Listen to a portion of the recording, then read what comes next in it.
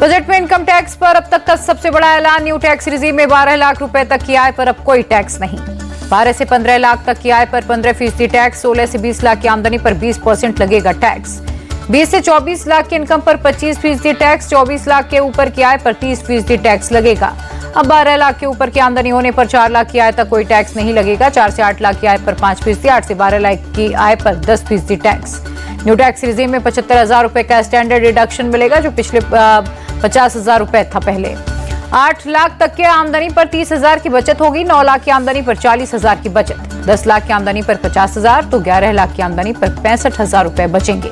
12 लाख की आमदनी पर मिडिल क्लास को 80,000 का फायदा होगा। खरीदारी की तरफ बढ़ेगा लोगों का रुझान।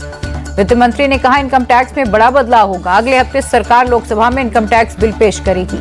सरकार ने इनकम टैक्स पर नया कानून बनाने का ऐलान किया। अगले हफ्ते बिल पेश होगा। केवाईसी की प्रक्रिया भी होगी आसान। कैंसर की 36 दवाइयों से कस्टम ड्यूटी हटाई जाएगी। 6 जीवन रक्षक दवाओं पर भी 5% की छूट।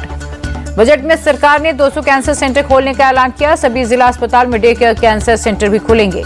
मोबाइल और मोबाइल की बैटरी सस्ती होंगी। कपड़े, इलेक्ट्रिक कारें, एलईडी और स्मार्ट टीवी होंगे सस्ते। सरकार ने 2.5% कस्टम ड्यूटी घटाई।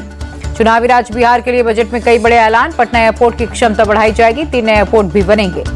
बजट में मिथिलांचल के किसानों के लिए स्पेशल पैकेज का ऐलान। फूड टेक्नोलॉजी इंस्टीट्यूट बनेगा और आईआईटी में हॉस्टल बनाने समेत कई बड़ी घोषणाएं।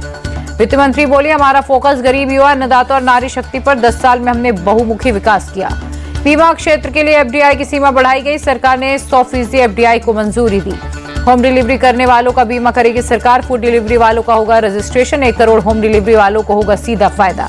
महिलाओं के लिए बजट में बड़ा ऐलान। SC/ST की MSME महिला उद्यमियों के लिए विशेष लोन की योजना।